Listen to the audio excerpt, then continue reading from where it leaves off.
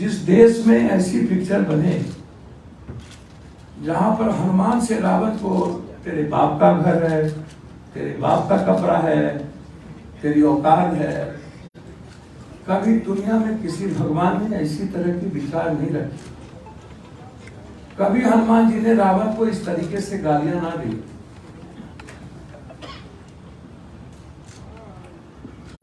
थोड़ा पानी उनी पीना थोड़ी देर बंद कर दीजिए, बहुत पी लीजिए। जब हम बोले ना तो थोड़ा इस सब चीजों पर पाबंद रखिए।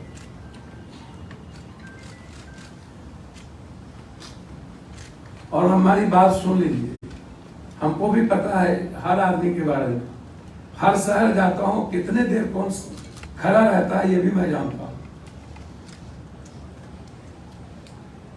किसको कितना फुर्सत है ये भी मैं जानता हूं।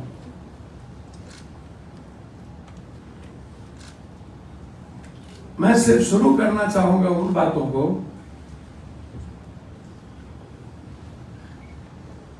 सही आप कह रहे हैं कि देश को क्या हो गया।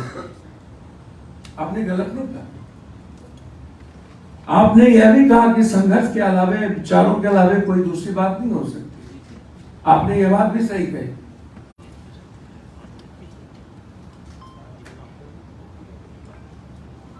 और आपने यह भी बात सही कही कि सेवा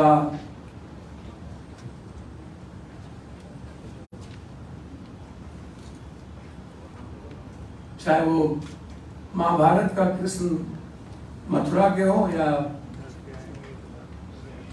कुछ पल वृंदावन के, हम आज से नहीं जानते हैं इस दुनिया को। हम कोशिश किए हैं विदेशों से लेकर अभी तक कुछ बातों को जानने का। मैं इस मामले में आपके साथ हूं। जिस देश में हमको यह समझ लेना चाहिए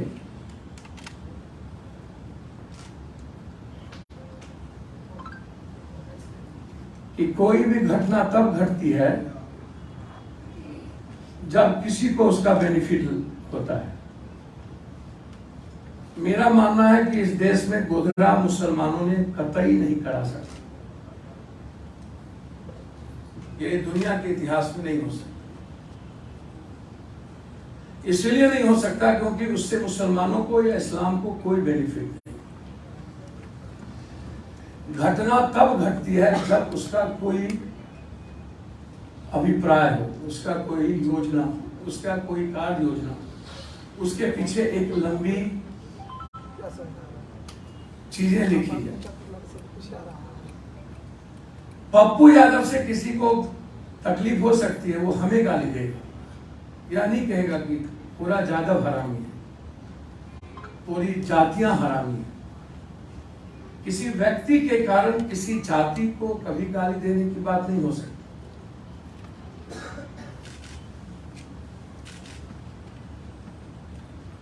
और इस कंट्री ने उसको भी एक्सेप्ट किया। और यह गोधरा की घटना के बाद पप्पू यादव ने स्पष्ट रूप से कहा था गोधरा करवाया गया, गोधरा हुआ नहीं। गोधरा क्यों होगा?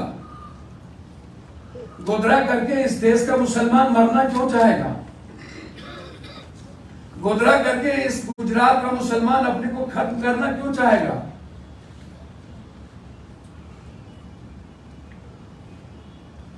इस हिंदुस्तान में मुसलमान के अलावे कभी सिख पर बात हुई, कभी ईसाइयत पे बात हुई, कभी यहूदी पे बात हुई, कभी सनातन हिंदुत्व की चर्चा हुई? सिर्फ मुसलमान और कट्टर हिंदुत्व के अलावे दूसरी कोई बात हुई इस हिंदुस्तान में? क्या इस हिंदुस्तान के नेताओं को ईसाइयत के बारे में चर्चा करने की कोई हिम्मत क्यों नहीं हुई? क्योंकि उसके यूरोप से फटती है।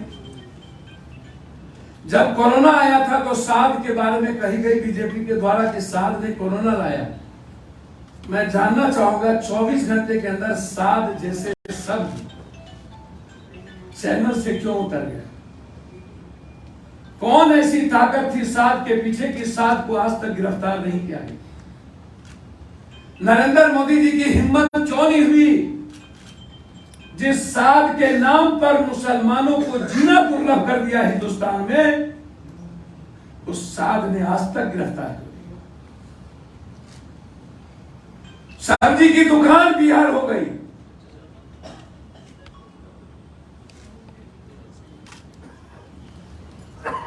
दूध और मुर्गे के दुकान पर आदमी खत्म हो गए।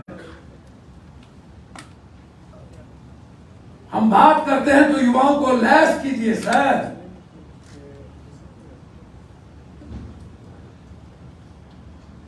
साध आज भी दुनिया का नायक है, आज भी जमात को लेकर के वो अपनी अलग विचारधारा को लेकर के उसकी विभिन्न भूमिका है साध की, उसमें मैं आज नहीं जाऊंगा, लेकिन इसमें जरूर जाएंगे कि साध की गिरफ्तारी क्यों नहीं हुई। कौन ऐसी ताकत थी जिसमें साध को उतार दिया? क्या उस गोधरा से मुसलमान को बेनिफिट हुआ कि उस गोधरा से नरेंद्र मोदी जी और बीजेपी को बेनिफिट? मुनाफा किसको हुआ?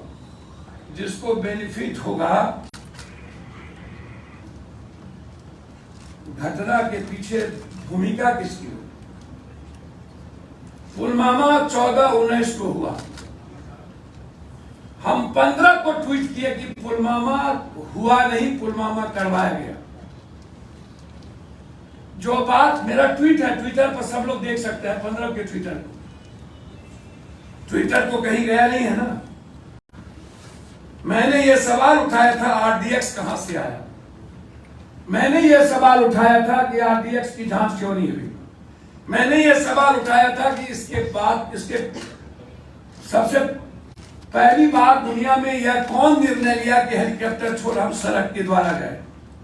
सड़क में एक पंक्ति की सड़क चली और दूसरी पंक्ति की सड़क बंद नहीं हुई, ये कौन लाया? ये हम जानना चाहें। ये बहुत क्लियर है। सतपाल मलिक ने इस बात पर पूरी चर्चा कर दी। मोदी जी, आप पुलवामा पर भी जांच करा लेना चाहिए, मोदी जी को गोधरा पर भी जांच करा लेना चाहिए, मोदी जी को साध पे भी जांच करा लेना चाहिए। अब आश्चर्य इस बात की है, क्या केरला स्टोरी में जो कोई एक मुसलमान हनुमान जी को गाली दे रहा है, क्या इस हिंदुस्तान में कोई जाति किसी धर्म को, किसी भी भगवान को गाली देने की औकात रखता है? क्या आप वाल्मीकि को कह सकते हैं कि ये ढोंग है और इसने रामायण नहीं लिखा? करके दिखा दी। क्या आप संत रविदास को कह सकते हैं कि ये चमार है, इसने कुर्बानी नहीं दी? क्या आप भगवान परशुराम को कह सकते हैं कि इसने एक अताइयों के खिलाफ लड़ने की हिम्मत उठाई, वो जाति के खिलाफ नहीं थी? आज भी वो भगवान परशुराम के उठाए हुए तलवार को एक जाति अपने खिलाफ युद्ध समझता है। क्या केरला स्टोरी में गाली देना और हनुमान जी को गाली दिलवाना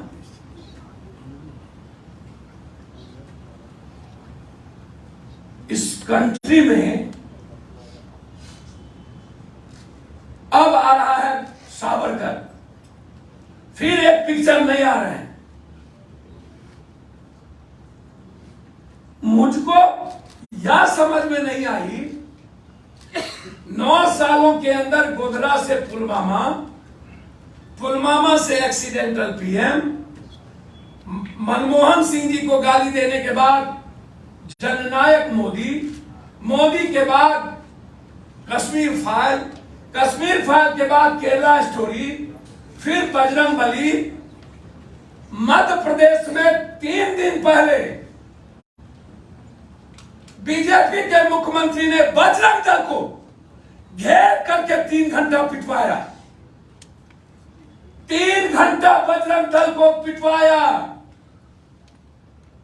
बीजेपी के लोगों ने, बीजेपी के मुख्यमंत्री ने, मोदी जी कहां चली गई बजरंगबली?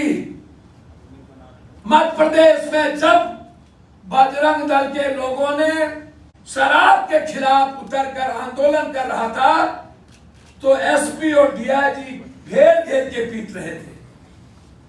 बजरंगबली कर्नाटक में। और अब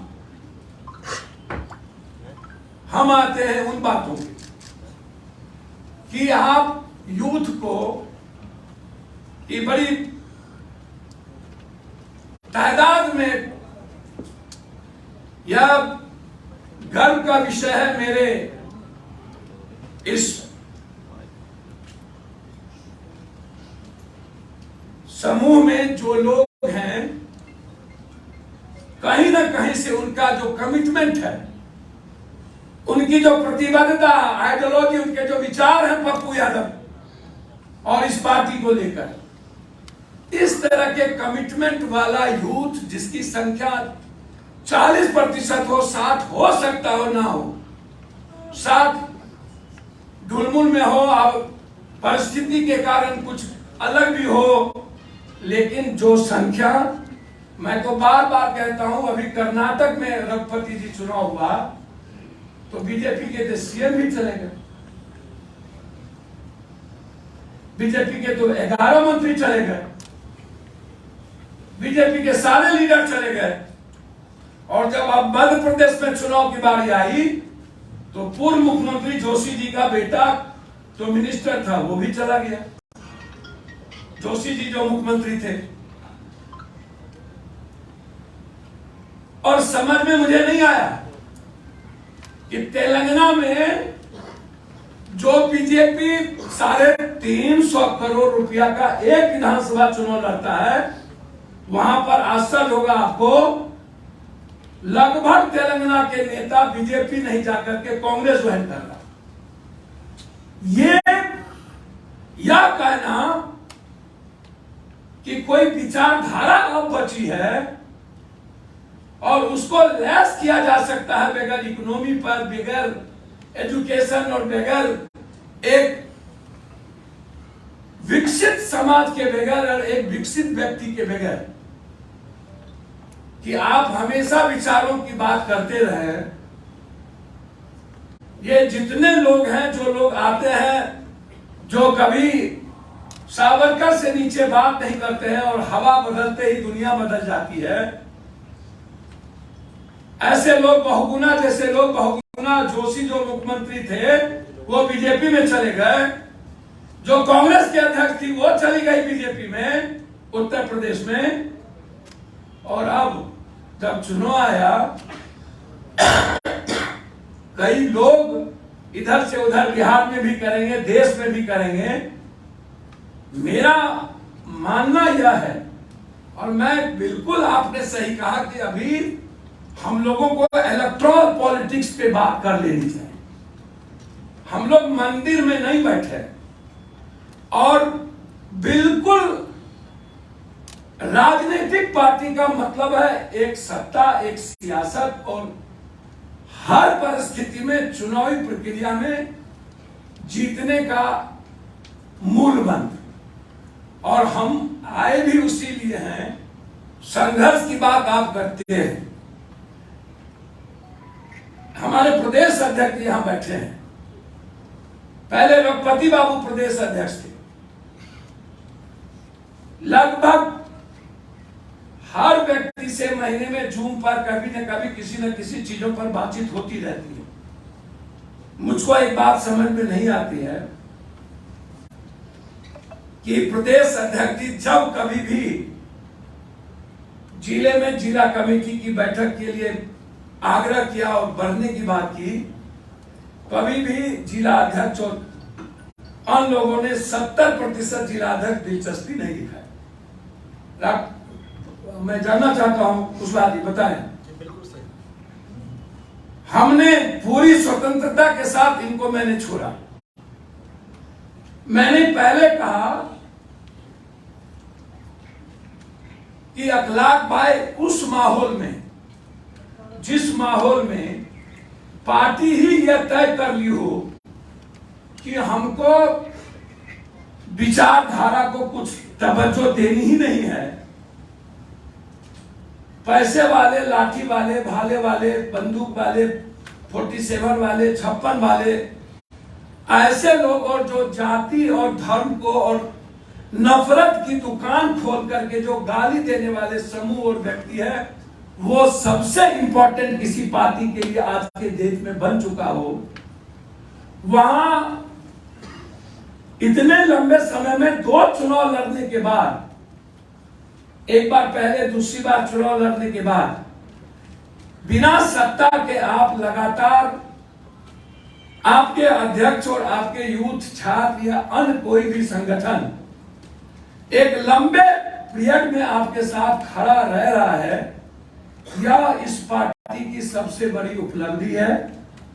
और मुझे इस बात को कहने में जरा भी बेहिचक नहीं है कि मुझको लगता है कि जैसे मैं अभी पत्रकार जी से डिस्कशन कर रहा था कि साम्यवाद बहुत हल्के, बहुत कम समय में, लंबे समय के बाद, बहुत कम संघर्ष के, अब कुछ ही मृत्यु के बाद साम्यवाद चला गया, पूंजीवाद और कट्टरवाद का युग आया और पूंजीवाद का समापन अरब कंट्री से होगा। और जब पूंजीवाद मछली के तरह तरफ तरफ के मरेगा तो फिर दुनिया में एक नई क्रांति, एक नया वार के रूप में हम दुनिया को देख पाएंगे। और मुझे लगता है कि मैं सिर्फ इतना कह सकता हूं, यहां जितने पत्रकार जी हैं, 10 साल के ऊपर नहीं, 10 साल के नीचे जो रूस को आप देख रहे हैं और चाइना की जो स्थिति है, आप उठा करके देख लीजिए। और मुझे लगता है कि पत्रकार जी, चाइना को नेपाल के द्वारा भारत आने में दिक्कत नहीं होगी। और जब इस दुनिया का सबसे बड़ा साम्राज्य अरब, जिसके डीजल पेट्रोल के बाद जिसका संतुलन खत्म होने की तैयारी में हुई, जब वो मरने की तैयारी की ओर अरब बढ़ रहा है, तो कोई आप हमको बताइए ना कि साम्यवाद पदार्थ की पर टिका हुआ था तो जल्दी चला गया, पूंजीवाद किस पे टिका हुआ, आप हमको बता दीजिए। और ये इस्लामिक आइडेंटिटी और आइडियोलॉजी जिसको मुसलमान से जोड़ा जाता है, और दूसरी तरफ ईसाईयत और तीसरी तरफ यहूदी और कट्टर हिंदूपंथी, ये जो लगातार कट्टरवाद को जन्म दे रहा है, ये दोनों चीज, उसमें पप्पू यादव के यूथ की प्रासंगिकता आने वाले समय में बढ़ेगी। क्योंकि जब लोग एक दूसरे जाति को गाली देंगे, धर्म को, मजहब को नफरत करेंगे, एक दूसरे को काटेंगे, थर्ड वर्ल्ड वार की ओर होगा, यूरोप का वार होगा, मरता क्यों नहीं, क्या नहीं करता रूस एक तरफ, और इसी में चाइना चाहेगी कि हम फिर एक बार हिंदुस्तान की ओर बढ़े। मैं यह मानने को तैयार नहीं हूं। मैं आपको स्पष्ट कह देना चाहता हूं कि हिंदुस्तान की ओर बढ़ने की वो हिम्मत जरूर करेगा और वो हिंदुस्तान को जीतने का भी प्रयास करेगा। लेकिन एक वक्त आएगा जिस वक्त हिंदुस्तान चाइना की ओर बढ़ेगा और कम्युनिज्म खत्म होगा, और इसी दुनिया में भारत और चाइना एक बेहतर रिश्ते के साथ, मैं मानता हूं कि पहला रिश्ता चाइना से नहीं हो करके यूरोप से हो, उसमें व्यक्ति कौन होगा हिंदुस्तान में? नरेंद्र मोदी जी कौन होगा? आज जो लोग तीसरे मोर्चे की बात कर रहे हैं और हम लोग 9 महीना में चुनाव है, 9 महीने में चुनाव के बाद आपके पास कोई बहुत बड़ा पूंजी नहीं है, आप की औकात और आपकी ताकत के बदौलत कोई आदमी, कोई भी बड़ी पार्टी जो यहाँ पर है अपने को कहती है कि जिसकी ज्यादा जनसंख्या उसकी ज्यादा भागीदारी। और जो लोग यहाँ पर बिहार में 2 तरह के विचारधारा है, और मुझे लगता है यही दोनों दुकान जिंदा रहेगी। एक नफरत की दुकान होगी जिसमें लगभग गाली गलौज के आगे नफरत के अलावे शायद कभी भी इस हिंदुस्तान में विकास, एजुकेशन, रोजगार, दुनिया में जो मैं समझता हूं किसी के पास ये मुद्दा नहीं है। यह मुद्दा जो विपक्षीय एकता है, मुझको लगता है कि जो विपक्ष की एक बड़ी एकता है वह निश्चित रूप से, अब जैसे हमारे यहाँ हमारे नेता ने कहा कि छोटी दुकान, निश्चित रूप से मैं भी चाहता हूं कि हर पार्टी को अधिकार है अपने विचारों के साथ जिंदा रहने। मैं कोई ऐसी चर्चा नहीं करूंगा कि मांझी साहब के अपने तरीके थे, वो दुकान ये चलाना, मुख्यमंत्री जिस बने और लंबे समय तक रहे। मुझको लगता है कि यदि जो बात कही गई जदयू या जनता दल, राष्ट्रीय जनता दल के द्वारा, यदि यही बात याद हो जाए कि सपा से लेकर बीजू दादा के नवीन जी से लेकर कर्नाटक के देवगौड़ा से लेकर राजद से लेकर जदयू, हिंदुस्तान में पुराना जनता दल को क्या फिर से रिफॉर्म नहीं कर दिया? करिए आप फिर से, सबको मिलाइए, देश को आप एक नई दिशा देने की बात करते हैं। और जब एक तरफ, जबकि बीजेपी अकेला पार्टी को भी मुंह हाथ पैर हाथ पकड़ करके जिंदा, चाहे निषाद की पार्टी हो चाहे किसी की पार्टी हो, मैं बार बार कहता हूं इस बात पर, इसको अमल करने की जरूरत है। जो अब जो बात यहाँ पर युवाओं को बुलाया गया है, जिसमें जयप्रकाश नारायण की भूमिका की चर्चा हुई, युवाओं के द्वारा क्या हुआ, सर जयप्रकाश नारायण जी की चर्चा हुई तो एक भ्रष्टाचार पार्टी को खत्म करने की बात आई ना रघुपति बाबू। मुद्दा तो एक अताई या भ्रष्टाचारी सरकार को खत्म करके बात थी ना। आप हमको एक बात बताइए रघुपति बाबू, इतने बड़े जननायक कर्पूरी ठाकुर और जयप्रकाश नारायण, लोहिया जी, छोड़ दीजिए गांधी जी की बात, अभी मैंने शुरुआत ही की।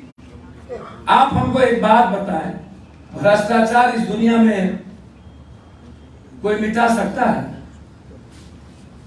इस देश में हम दुनिया की बात नहीं करेंगे, हम गरीबी पर बात नहीं करते हैं, पहले भ्रष्टाचार पे बात करते हैं। हम बात इकोनॉमी के सस्टेन की नहीं करते हैं, पहले भ्रष्टाचार की बात करते हैं। हम बात राइट ऑफ एजुकेशन की नहीं करते हैं, पहले भ्रष्टाचार की बात करते हैं। हम राइट ऑफ हेल्थ की बात नहीं करते हैं, पहले भ्रष्टाचार की बात करते हैं। हम राइट ऑफ जस्टिस की बात नहीं करते हैं, पहले भ्रष्टाचार की बात करते हैं। सर सीढ़ी से ही ना 3 माला पे चढ़िएगा, झाड़ू ऊपर से न सर दीजिएगा कि नीचे से झाड़ू उठ जाएगा 3 माला पे। तो सर सबसे बड़ा भ्रष्टाचार का जड़ क्या है? सर 2 कारण है भ्रष्टाचार का जो मैंने समझा है। एक समझा है कि आम आदमी जो पढ़े लिखे नहीं है, जो आर्थिक रूप से कमजोर है, मिडिल क्लास के नीचे के लोग हैं, उनको भाग किस्मत भगवान बाबाओं के बीच फंसा दिया गया है और उनको यह कह दिया गया है गरीबी तुम्हारे कारण से नहीं है, गरीबी भगवान और इन कारणों से। एक दूसरा गरीबी और का कारण है सिस्टम, जो नेता ने यह बता दिया है कि तुमको गरीबी पर बात नहीं करना है, तुमको जाति पे बात करना है, तुमको हिंदू मुसलमान पे बात करना है, तुमको राजपूत भूमिहार ब्राह्मण पे बात करना है। जादव राजपूत भूमिहार भगवान को गाली दो, कभी रामायण को गाली दो, कुरान को गाली दो, कभी ऑस्ट्रेलिया से बाभन आया, कभी मस्जिद में रामायण लिखा गया। सर नेताओं को जो बात करनी चाहिए, नेताओं की जो जिम्मेदारी है, क्या उस जिम्मेदारी के साथ नेता खड़े हैं? नेता बात वो करते हैं जो आम आदमी के सरोकार की चीज नहीं है। आप उठा करके देख लीजिए सर, नेता कब बात करता है? रात में कल बड़ा गांव चल गया, हमको मोटरसाइकिल से उस गांव में जाना पड़ा, 45 डिग्री गर्मी थी नदी के किनारे। हमारे यहाँ बैठे हैं मधुबनी में पीछे, ये मुखिया जी भी गए थे कल मेरे साथ मोटरसाइकिल से, लोग तो गाड़ी से थे। हमारे साथ मधुबनी के साथी बैठे हैं देव कुमार जी, मैंने उनको भी, देव कुमार जी आप उठिए, मुखिया जी आप भी उठिए। ये दीपक झा मुखिया हैं हमारे, कल हमारे साथ थे। देव कुमार जी हमारे साथ बगल में मुखिया जी खड़े हैं। अभी 5 दिन पहले मधुबनी में चुनाव था। चुनाव में 9000 वोट को, ओबीसी के वोट को रोकने के लिए एक यादव का सबसे बड़ा गांव था और वहीं पर अत्यंत पिछड़ा का उनके साथ कुछ भूमिका थी, लेकिन सबसे ज्यादा वहां 80% यादव था, जहां लालू यादव जी भी खाना खाए और तेजस्वी यादव जी भी वहां गए थे। सर, एक एसडीओ जो गिरिराज सिंह जी के रिश्तेदार थे, इतना मार मारा 8 घंटे तक, इतना मार मारा एक एक लेडीज को, एक एक लड़की को ढूंढ के बिना सिपाही के, इतना मार मारा कि आप अंदाजा नहीं कर सकते। इसको सुपौल के युवाध्यक्ष को हाथ उठा दीजिए। जिसके भीतर जानने की जिज्ञासा ही ना हो, वो इधर सुनिए, जो जाति अपनी बात करता है ना, वो जाति मिट जाता है।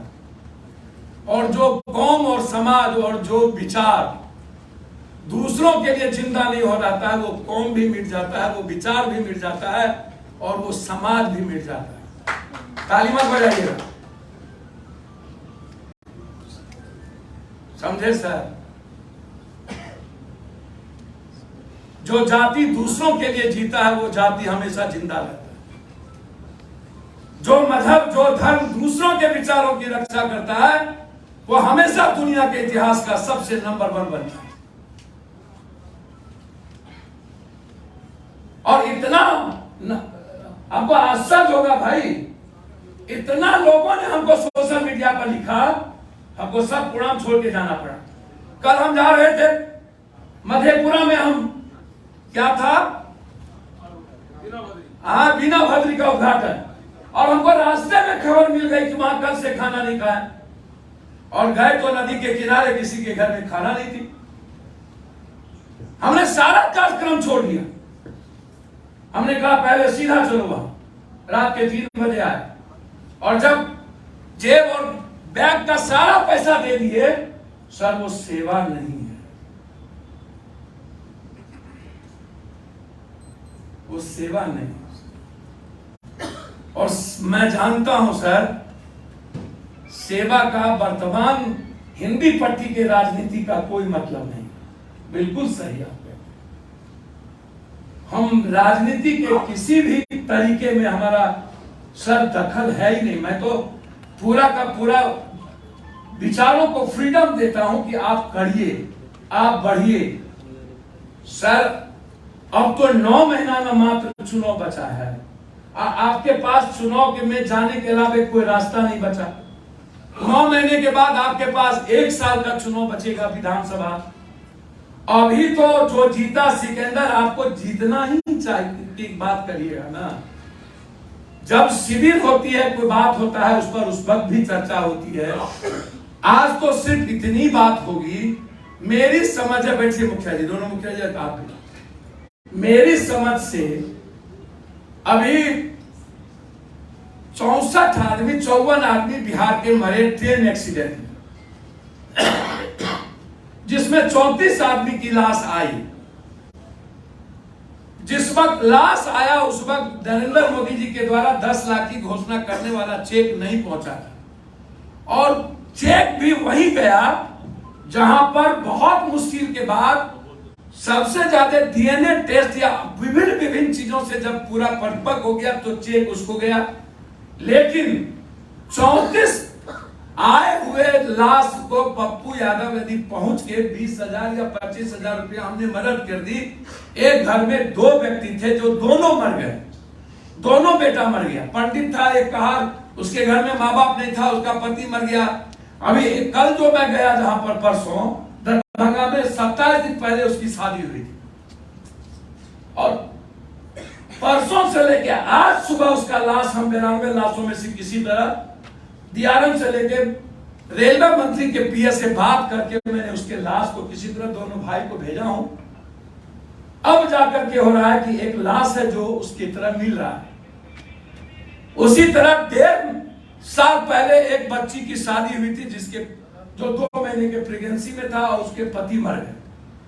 अरे पप्पू यादव के जाने के बाद जिसके घर में बकरी बांधा हो, जिसके घर में एक बाछी भी ना हो, और जिसकी सारी उम्मीदें और सपने खत्म हो गए और जिसके जीवन का साथी भी खत्म हो गया, उसके पास बच्चों को तो काल के दादा भी गोदी में खिला के जिंदा कर लेगा, वो बच्ची कैसे जिंदा रहेगा यदि मैं उसके बारे में लल्ला जी बैठ जाए। उसके बारे में यदि मैं सोचता हूं तो मुझको लगता है कि एक पिता की भूमिका या एक सगे भाई की भूमिका हमको निभानी चाहिए। मैंने कोई सेवा के लिए कोई कर्तव्य या कोई राजनीति के परिप्रेक्ष्य में कोई बात में नहीं करता। क्या मेरी बात ये नहीं रहती है कि उससे हमको वोट मिलेगा, जो इतने लंबे समय के बाद 83 में हम मुखिया बने खुर्दा के और तय हो गया 40 साल के बाद, इतनी नासमझ तो नहीं ना है कि लगातार 83 के बाद 1 ही लाख डेली यदि हम बांटे होंगे तो 280 करोड़ को क्रॉस कर जाने के बाद इतने बेवकूफ तो नहीं होंगे कि हम कल भी 1.5 लाख रुपया बांट के आए खगड़िया में और कल फिर 1 लाख का सामान जा रहा हो। तो इतना बेवकूफ तो हम नहीं होंगे कि मेरा चुनाव सामने में है और खगड़िया में हम पैसा बांट रहे हैं और हमको 4 करोड़ रुपया होगा तो हम चुनाव लड़ पाएंगे, जीत पाएंगे, नहीं होगा तो चुनाव नहीं लड़ पाएंगे। कल के दिन वो 4 करोड़ रुपया चंदा ही मांगना पड़ेगा। तो हमें समझ है, यह बेसिक सवाल इस दुनिया में हमेशा बात होती है, ये पप्पू यादव कौन सा टेबलेट खाता है कि सोता नहीं है, ये पप्पू यादव कौन सा टेबलेट खाता है कि कोरोना में मरा नहीं, ये पप्पू यादव कल 45 डिग्री था जिसमें 20 लोग बिहार के मरे और हम मोटरसाइकिल पर चले तो हमको लू नहीं लगा, क्योंकि मेरा जो मेंटल लेवल है वो इंसान के साथ है, लू के साथ नहीं था। यदि हमारा मेंटल लेवल लू के साथ होता तो लू लग जाता और इंसान के साथ नहीं होता तो हमारी चीजें खत्म हो जाए। अपने अपने तरीके, दुनिया में बहुत सारे लोग आए हैं जो महापुरुष या कुछ बने हैं तो अपने तरीके से जीवन को जीते हैं। अब ये बिंदु बहस का नहीं है कि पप्पू यादव सेवा क्यों करता है, पप्पू यादव पैसा कहां से लाता है, पप्पू यादव बांटता क्यों है, पप्पू यादव देता क्यों है, पप्पू यादव करता क्या है। विषय यह है कि पप्पू यादव जिस परिवार को खड़ा किया है बिहार में, उस परिवार का साइन उसका आज भी जितने दल होंगे उसकी विचारधारा मर गई होगी, उसके भीतर जाति होगा, धर्म होगा, नफरत होगा, गाली गलौज होगी, लूट होगा, दूसरों को ठगना होगा। ये जो ताकत बैठी है, जो पप्पू यादव से लंबे समय से 20 साल 25 साल 30 साल से जुड़ा हुआ है, जो नए समय से, अब ये लड़का दोनों मुखिया है, ये सीतामढ़ी वो लड़का उठी। मैं कई दिन पहले जाना हो कि आप जादव नहीं है और कुशवाहा नहीं है, दूसरा आप बताइए कब जाने आप? 1 सप्ताह पहले। 1 सप्ताह पहले। आप कब थे छात्र अध्यक्ष मेरा? 2009 के बाद 1 सप्ताह पहले सीतामढ़ी किसी घटना में गए जहां पर जिंदा जला करके मार दिया 3 लोगों को, खाने तक के लिए नहीं था, वहां के बगल में एमएलए थे, मारा भैंस को। उनके बारे में मुझको आज से 1 सप्ताह पहले जाना हो कि वो यादव और कुशवाहा नहीं है। हम माथा ठोक लिए कि हम तो आज तक ये जानते थे पप्पू जी के साथ रहते थे और पप्पू जी भी हमको नहीं बताए वो यादव नहीं है, इन्हीं के छात्रावास में।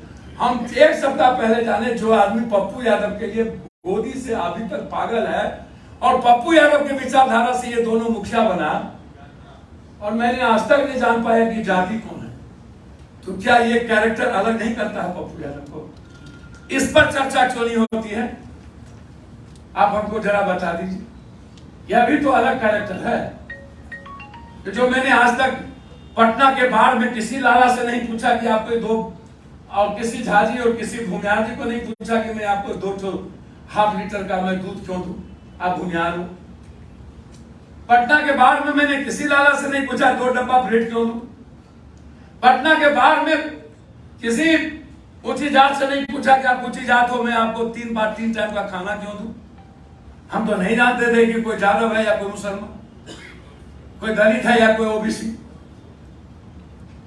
तो सवाल एक चीज का नहीं है, मेरे जीने के थोड़े तरीके हैं और मुझको लगता है कि दुनिया जिस तरीके से जीता है उससे हमको अलग जीना चाहिए। कोई एक आदमी तो होगा ना एक अलग तरीके से जी के दुनिया में अपना एक अलग रास्ता तय करे। जब दुनिया एक ही तरह के हो, लूटने वाले, नफरत करने वाले, गाली देने वाले, छोटी छोटी बातों में कुरान शरीफ को गाली देकर, रामायण को गाली देकर, झाजी को गाली देकर, बावन को गरियाकर, भूमियार को गरियाकर, 2000 साल पहले मनुवाद, मनु स्मृति और ब्राह्मणवाद व्यवस्था की बात आई, वो ब्राह्मणवाद व्यवस्था क्या ब्राह्मण से था? क्या मनुवाद व्यवस्था सिर्फ क्या वो ऊंची जाति से थी? मनुवाद का मतलब पप्पू यादव नहीं है।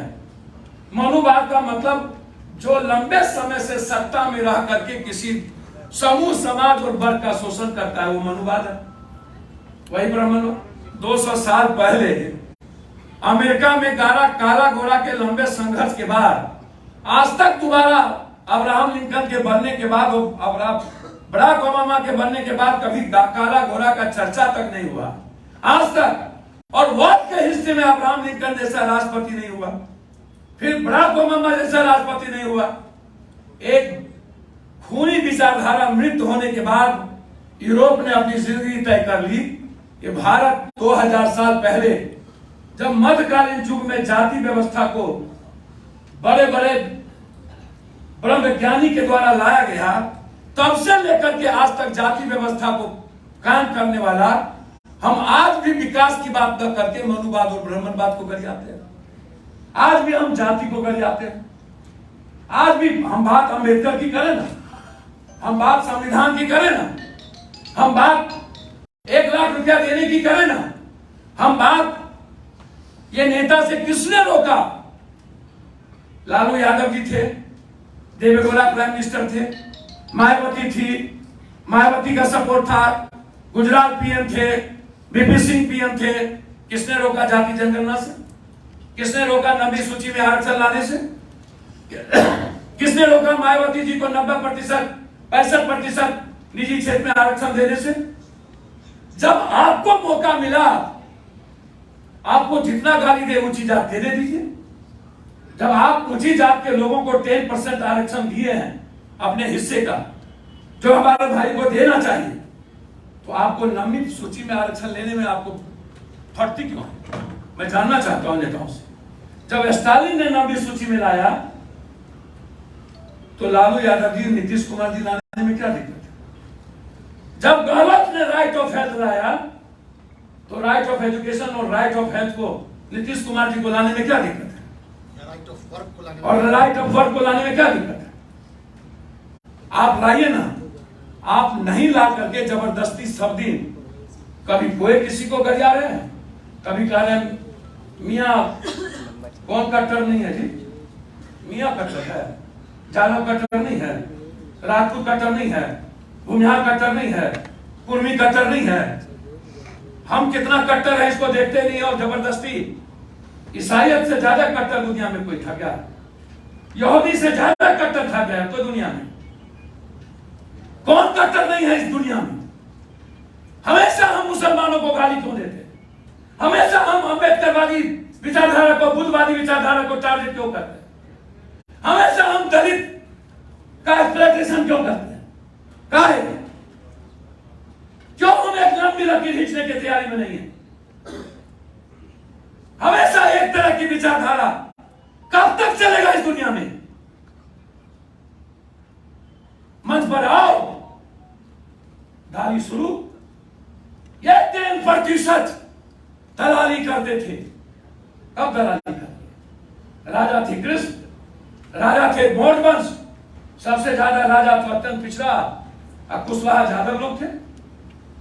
भूमिहार का बने राजा, ब्राह्मण तो सिर्फ पेशवा, एक शासक, छोटा शासक, एक बार और कब बने? यादव के बाद आया क्षत्रिय, उसका शासन कितना दिन रहा? गाली उसी को। शासन में रहे आप, दलाली कर लिए सिर्फ वही लोग। हर बातों में नेता जाति की बात करता रहता है, कभी भी एजुकेशन की बात नहीं करता है, कभी भी अच्छे नौकरी की बात नहीं करता। क्या नौकरी नहीं है? नहीं है इन लोगों के पास नौकरी। उत्तराखंड कैसे डेवलप कर लिया? उत्तराखंड के पास क्या है? उत्तराखंड अलग छोटी स्टेट होने के बाद उत्तराखंड के पास तो फैक्ट्री नहीं है। सिर्फ पर्यटन पर उत्तराखंड दुनिया को कैसे इतिहास लिख रहा है? क्या हम बिहार का इतिहास नहीं लिख सकते? क्या क्या कारण है कि बंगाल, यूपी और उत्तर प्रदेश आज तक डेवलप नहीं कर पाता है? क्या कारण है? केरल क्यों डेवलप किया?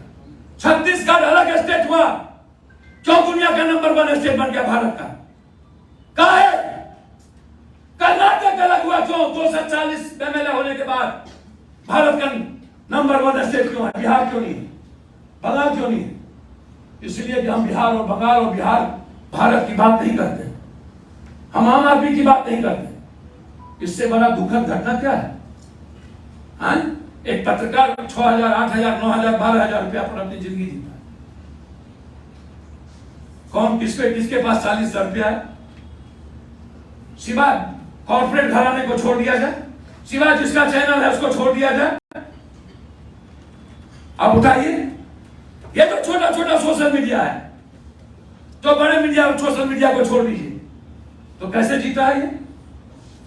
कभी इस पर चर्चा हुई कि हमारे बच्चे जो प्रतिभावान है ये क्यों सोशल मीडिया को पकड़ रहा? क्योंकि उसको लगता है कि हम 6,000, 9,000 भी ना कमाएंगे, 12,000 नहीं तो हम अपने परिवार को जवाब क्या देंगे? आप नौकरी नहीं देते हैं, आप एक बार भी फैक्ट्री की बात नहीं किए। 9 सालों में 38 फैक्ट्री चली गई। आप क्या बता रहे थे अभी?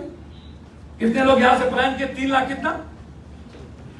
आप क्या बता रहे थे? कितनी कंपनी यहां से गई इंडिया से बाहर? कितने ऑटोमोबाइल यहां से चले गए? कितना? इंडिवर से लेकर के किस किस का नाम गिनाओ? आज उसके लिए बैंक का सारा पैसा बाहर, आज उसके लिए नहीं। पत्रकार जी, नरेंद्र मोदी से मेरा पूछने का बनता है, जो रुपया 500 की छपी वो आरबीआई बैंक में नहीं जाके 85,000 रुपया करोड़ रुपया कहां है? 85,000 करोड़ रुपया कहां है? 85,000 करोड़ रुपया कहां है? 85,000 करोड़ रुपया कहां है? क्या बनता है पूछने का कि नहीं? अर्थात है सेल कंपनियों के पास हाँ? नरेंद्र भाई, पुलवामा का क्या हुआ? जांच क्यों नहीं? आप लैस किस चीज से हुई? एक भी यूथ लड़ना नहीं चाहते हैं, धरना पर बैठना नहीं चाहते। सर, आप सिर्फ मोटरसाइकिल गाड़ी वाले को कांग्रेस वाले की तरह आप गांव में साइकिल वाले को वर्कर क्यों नहीं बना रहे? हाँ है, क्या दिक्कत है आपको?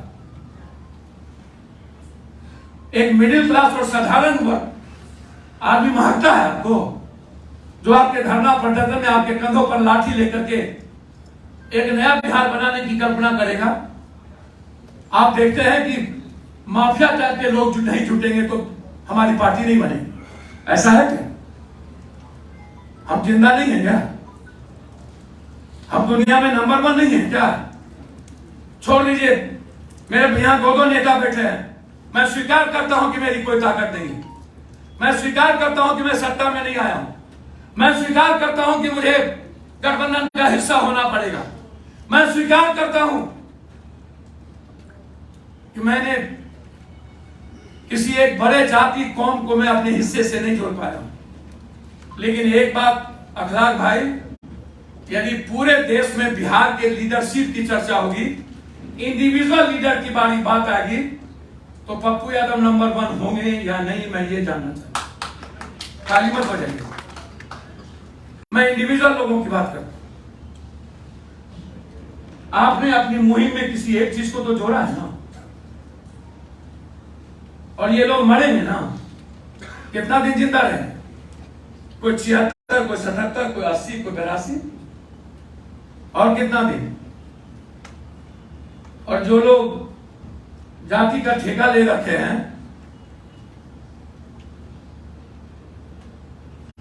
कभी कभी कोई कहता है हमको कि एक बार और मोदी।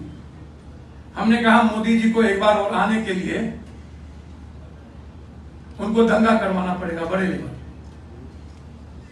बिना बड़े लेवल पे दंगा करवाए और हिंदू मियां को कटवाए, या कोई बड़का नेता को मरवाए, या कोई बड़का फिर से कोई पुलवामा करवाए, नरेंद्र मोदी जी के आने की संभावना नहीं। फिर मैं क्या रहा हूं ये समझिए। सर, हिंदू मुसलमान शुरू हो चुका है, उठा के देख लीजिए आज 10 दिनों से।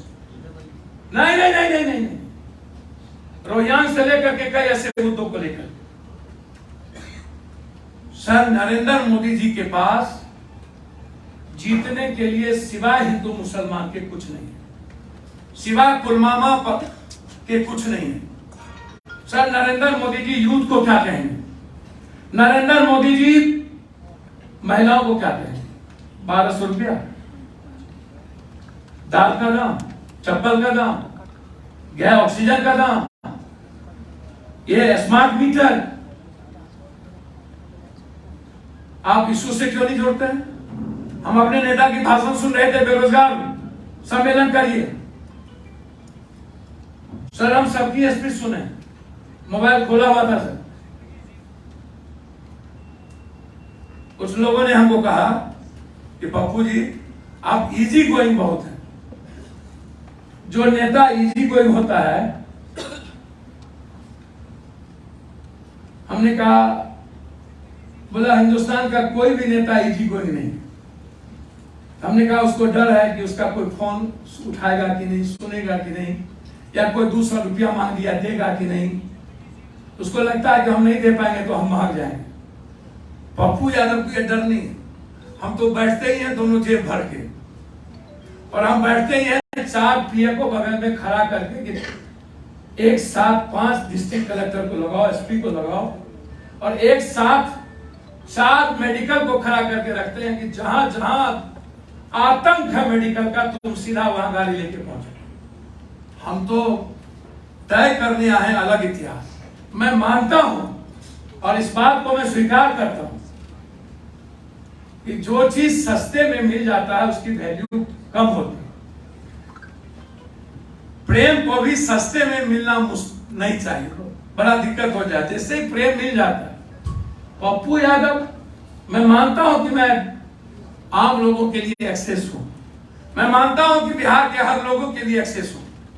मैं मानता हूं कि बिहार के हर दल और हर जाति के काम करने के लिए मैं एक्सेस हूं। तो एक दोस्त ने हमारा अमेरिका से कहा एक काम करो, तुम संकट और जो सबसे ज्यादा गरीब है किसी परिस्थिति में, तुम उसके लिए एक्सेस रहो, नेता और आम लोगों के लिए एक्सेस ना हो। तो हमको लगा जरा आज देखते हैं, यहाँ नेता सब बैठा है, एक्सेस नहीं रहते हैं, थोड़ा लिख लेते हैं।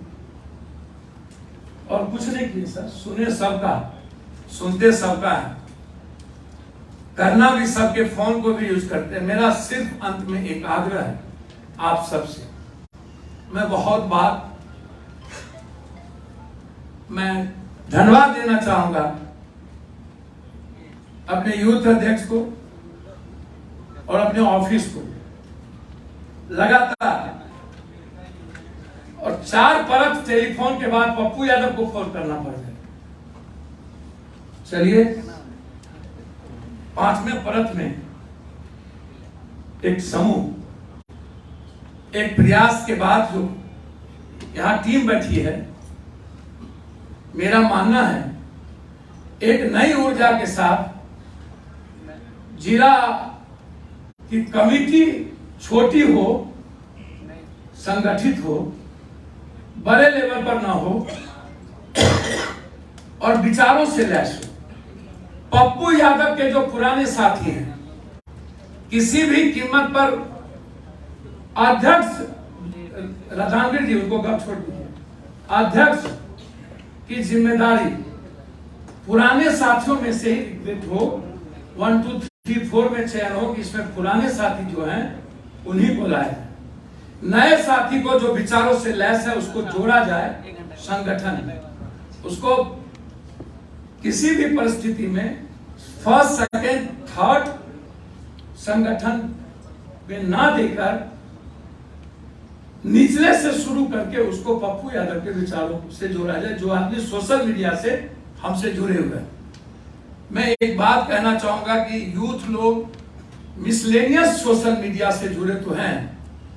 जब वार पप्पू यादव हुआ था, जोगी वर्सेस पप्पू यादव, इस बेटियों के बाद, जिस बेटियों की इतनी बड़ी लड़ाई और कोई नेता नहीं जा रहे थे, पप्पू यादव अकेला जाकर के बैठा, और उसके बाद पप्पू यादव से गाली गलौज शुरू हो गए, Jogi versus Pappu Yadav, arrest Pappu Yadav, support Pappu Yadav. India troll किया 1.5 दिनों तक सपोर्ट पप्पू यादव, और बीजेपी आरएसएस पूरी ताकत लगा लिया, तो 7 नंबर पर ट्रोल नहीं कर सका अरेस्ट पप्पू यादव। उसमें 70% यूथ और पार्टी की भूमिका नहीं थी। अब जब आप 1 घंटा या आधा घंटा भी अपनी उंगली को, क्या आपके पास आधा घंटा भी अपने नेता और अपनी विचारधारा के लिए वक्त नहीं मिलती? क्या आप शेयर नहीं करेंगे? क्या आप लाइक नहीं करेंगे? आप एक बात लिख लीजिए, व्यूअर्स को आप पॉजिटिव मत मानिए। जब तक लाइक्स और शेयरिंग ये 2 चीज नेताओं की आइडियोलॉजी को नहीं करिएगा, तब तक आपकी पार्टी जो दुनिया में जानी चाहिए नहीं जाएगी। आप इसको समझिए। और ये उम्मीद मैं युवा और छात्रों से ही कर सकता हूं, जय। और यह अपेक्षा आपसे ही है। जो मैंने अपने इस घटना में देखा कि आपकी कोई भूमिका नहीं है। दूसरी चीज, घटना में मैं खुद आपको कह के जाता हूं कि अमुक घटना घटी है, मैं आना चाहता हूं। जो नॉलेज आपके द्वारा मिलता है उससे अलग।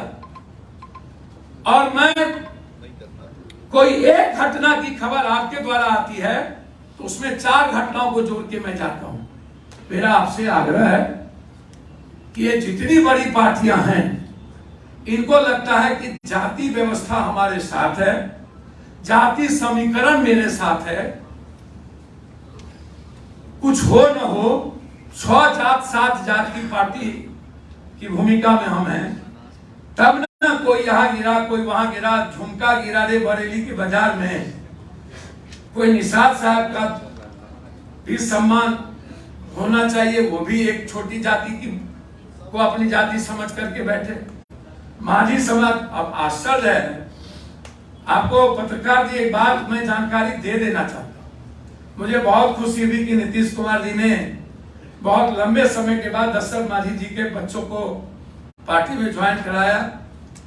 लेकिन मैं आपको पत्रकार जी बता दूं, जिस दिन दशरथ माझी जी की मौत हुई थी, पहला आदमी थे, उसके बच्चे घास की रोटी खा रहे थे। हम 2 लाख रुपया वाइफ हस्बैंड जाके उसके घर में पहुंचा के आए थे रोजगार के लिए। और आज तक 10,000 रुपया महीना पप्पू यादव की पत्नी के अकाउंट से जाता है उसके घर। हमने ढिढोरा नहीं पीटा। और दशरथ माझी की मूर्ति अकेला पप्पू यादव अपने पैसे से लगाया। हमने ढिढोरा नहीं पीटा, सरकार के पैसे से नहीं लगा। और आज भी मेरी बीवी के अकाउंट से 10,000 रुपये 9,000 रुपया जाता है। कब मरे थे दशरथ माझी तब और आज जोड़ लीजिए। हम कितने बच्चों को पढ़ाते हैं, कितने मेडिकल के बच्चों को पढ़ाते हैं, शायद आपको अंदाजा नहीं होगा। वो चेक मेरा बताएगा आपको कभी कि हम इस हिंदुस्तान में कितने मेडिकल, कितने डॉक्टर और कितने अरबों अरब ऐसे लोग हैं जो विदेश खेलने गए, जिसके पीछे सिर्फ पप्पू यादव। इसीलिए हम तो हमेशा कर्म और कर्तव्य के पथ पर चले हैं। लेकिन कभी कभी कहावत है, परिस्थितियां हीरो बनाती है और टाइम का इंतजार सबको करना पड़ता। उसमें अब्राहम लिंकन को भी करना पड़ा। जरूरी नहीं है। हम अपने साथियों से आग्रह करेंगे पैसेंस लूज करने की। वक्त आपका ही आता है। एक समय आता है, मैंने पहले कहा साम्यवाद, फिर मैंने कहा पूंजीवाद, अब मैं कह रहा हूं कट्टरवाद। ये तीनों का मृत्यु तय है। और जब ये तीनों मृत्यु तय होगी तो मानवतावाद, अध्यात्मवाद या इंसानवाद जब शुरू होगा तो उसमें पप्पू यादव के लोगों की भूमिका पहली नंबर पर होगी और उसमें आप अव्वल होंगे। इसको आप समझ लीजिए।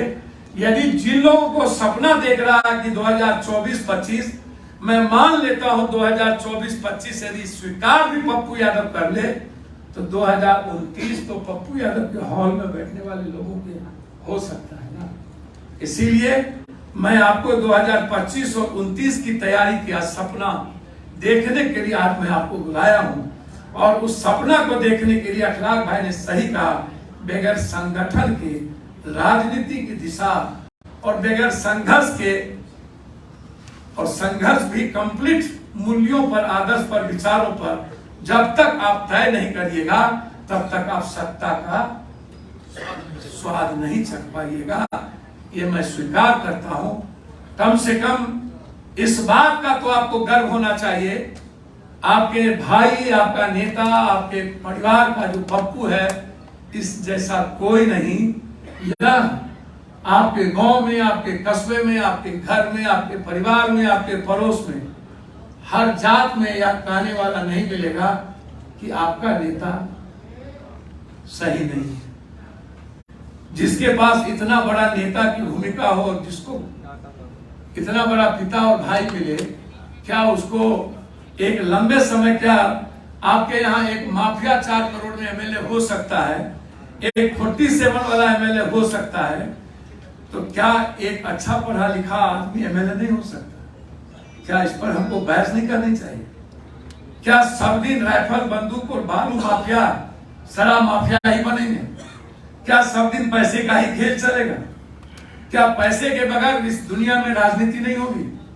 क्या पैसे के बगैर कल आप एमएलए नहीं बनेंगे? क्या आपको नहीं लगता कि आप एमएलए के लायक?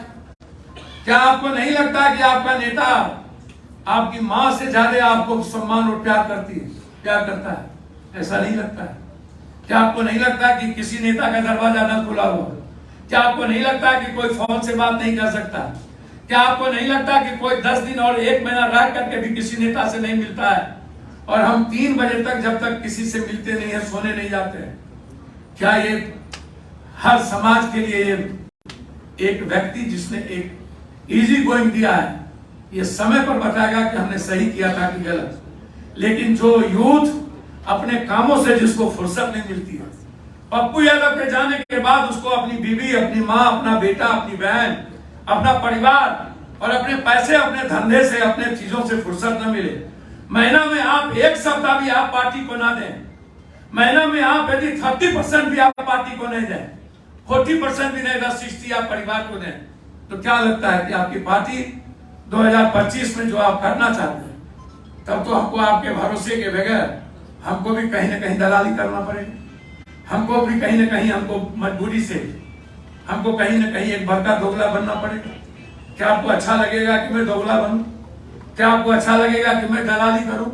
मैं कर सकता हूं, मेरी भी भीतर राजनीति करने का जज्बात है, मैं भी चालाकी कर सकता हूं, लेकिन मेरा आग्रह है आपसे कि वो एक छोटी सी चालाकी होगी, वो एक छोटी सी दोगली हो सकती है, लेकिन जिस तरह का इस देश में राजनीति का मापदंड नेताओं ने खींचा है, मैं मर जाऊंगा कभी भी हिंदू मुसलमान, कभी भी बैकवर्ड फॉरवर्ड, कभी भी किसी जाति को, किसी विचार और किसी समूह और समाज को एमपी बनूं न बनूं, लेकिन नफरत का रास्ता, गाली का रास्ता और किसी दूसरों को ठगने का रास्ता और खुद को लूट कर घर भरने का रास्ता पप्पू यादव तय नहीं करेगा। हमारी संख्या 100 ही होगी, हम 20 ही एमएलए बनेंगे, 20 ही से दुनिया बदलेंगे। हमको इसमें से 20 ही चाहिए, सिर्फ 20 दे दीजिए। यही कहने के लिए मैं आपको आज यहाँ बुलाया था। अब आपके जिले में आपके युवा अध्यक्ष और आपके प्रभारी भी बनाएंगे, चाहेंगे संगठन बनाएंगे, अपनी बात करेंगे। जहां से पप्पू यादव चुनाव लड़ेगा, आप चिंता मत करिए। जिन लोगों को ये पता नहीं चलता है, बहुत सारे, पूरा बिहार हमारा है, हम कहीं से चुनाव लड़ सकते हैं। सारे लोगों को एक सीट होगा, मेरे लिए सीट की कमी नहीं है। बस एक छोटी सी हिंदी पट्टी में जो आज की राजनीति है गठबंधन की, मैं उसी पहल की ओर जा रहा हूं। और मैं हमेशा कहता हूं कि कांग्रेस की विचारधारा के साथ मैं हमेशा से खड़ा रहा, हमेशा महागठबंधन के विचारों को प्रोटेक्ट किया हूं, हमेशा बिहार की जो संस्कृति कल्चर रही है, बाबा साहब अम्बेडकर, रामास्वामी पेरियार और जेपी और लोहिया के साथ कर्पूरी ठाकुर जी, जगदेव बाबू, ऐसे ना जाने कितने जननायक दुनिया में आए, उसका जो प्रोटेक्शन था, एक मस्त सेकुलरिज्म।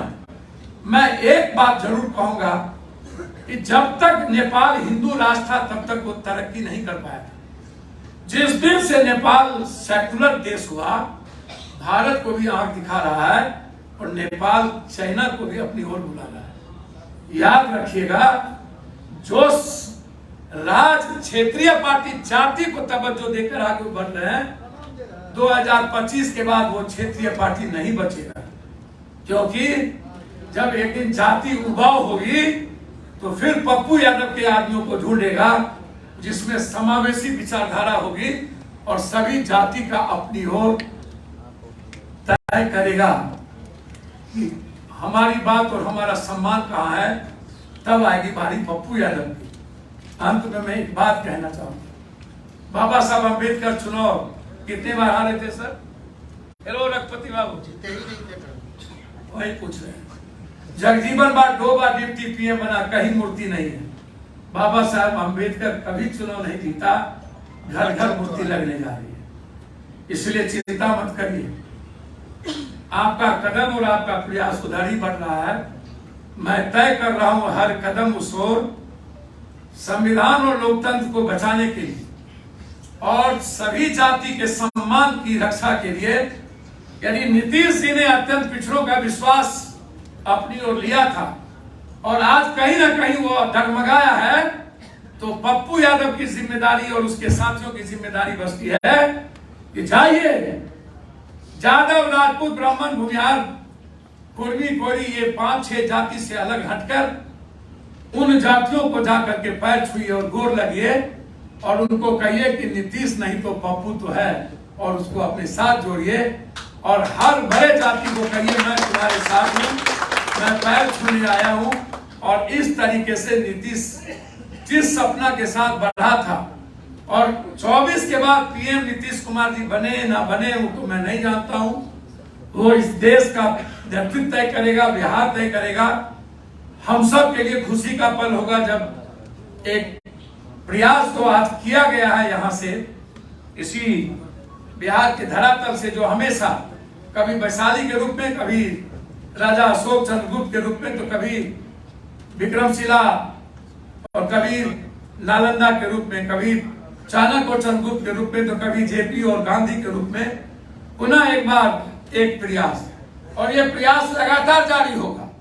आज कुछ कुनबे हैं, कल और कुनबे जुड़ेंगे, हो सकता है कुछ हटेंगे कुछ जुड़ेंगे, लेकिन प्रयास लगातार जिस तरीके से भारत के राष्ट्रीय झंडा को बचाने का निर्णय, बिहार के पुनः एक बार जो सबसे बड़ा लेनिन के बाद, जगदेव बाबू कर्पूरी के बाद जो सबसे बड़ी ताकत आज भी जिंदा है, वो लालू यादव, जिसने कभी हिम्मत नहीं हारी। सबने हिम्मत हारी, उस व्यक्ति ने हिम्मत नहीं हारी। आज जिस मुकाम पर खड़े होकर के यहाँ से एक विपक्षी एकता की शुरुआत हुई है, निश्चित रूप से यदि फिर से इस देश को नफरत की आग में ना झोंका गया और कोई नई पुलवामा और नया कोई गोधरा नहीं हुआ, एक नया कत्ल का आयाम देश में खत्म नहीं हुआ, तो मुझको लगता है कि निश्चित रूप से इस देश की डेमोक्रेसी बचेगी। इस देश के संविधान को बचाने में बिहार अग्रणी भूमिका निभाएगा। 24 में जो सब व्यक्ति इस देश में कभी वोट नहीं गिरा पाइएगा आप 24 के बाद, यदि यह व्यक्ति रह गया कभी, यूरोपीय प्रणाली सब कुछ खत्म, संविधान खत्म, बस एको हम द्वितीयो नास्ति, आपके सपने बिखर जाएंगे। यूपीएससी की बहाली और बीपीएससी की बहाली नहीं होगी। जो टॉप करके पढ़ लेंगे, इंटरव्यू होगा और इंटरव्यू लेने वाला आरएसएस होगा। आईएएस तय करेगा आरएसएस, कोई एग्जामिनेशन के द्वारा नहीं होगा। जज तय करेगा आरएसएस, कॉलेजियम नहीं होगा। यहाँ जो जादव जी, राजपूत जी, भूमिहार जी लोग बैठे हैं, झा जी, अन जी, मुसलमान जी लोग, याद रखिएगा इस बात का, ये कोई जाति का देश नहीं होगा। किसी भी जाति को वोट देने का अधिकार नहीं मिलेगा, ये ख्याल रखिएगा। और यह देश आम आदमी का नहीं, पूंजीपतियों का देश हो जाएगा और इस देश को पूंजीपति चलाएगा। आरएसएस उसके राष्ट्राध्यक्ष होंगे और आपका कोई भी एग्जामिनेशन नहीं होगा। आरएसएस तय करेगा कि कौन सा टॉपर पीजी करने के बाद, टेक्निकल करने के बाद किसको टॉपर में नौकरी मिलनी चाहिए, किसको नहीं मिलनी चाहिए, ये तय वो करेगा। इसलिए यह बनास का यह हॉल इतिहास गवाह होना चाहिए कि आज से यहां से यूथ जाएं तो संगठन और संघर्ष को अपनी जिम्मेदारी के साथ बेरोजगार सम्मेलन की तैयारी करें। जहां हमें निमंत्रण दिया जाएगा हम वहां भी आएंगे। मेरी सेवा और मेरी जिंदगी की कुर्बानी वो अलग है। सत्ता पप्पू यादव का लक्ष्य है, बगैर सत्ता के पप्पू यादव चैन से नहीं बैठेगा। इन्हीं शब्दों के साथ आपका अभिवादन, आपका अभिनंदन। आप आए इसके लिए आपका बार बार मैं आपको बधाई देता हूं और आप मेरी बात को समझे होंगे। जाति को गाली नहीं दीजिएगा, जाति को ठेस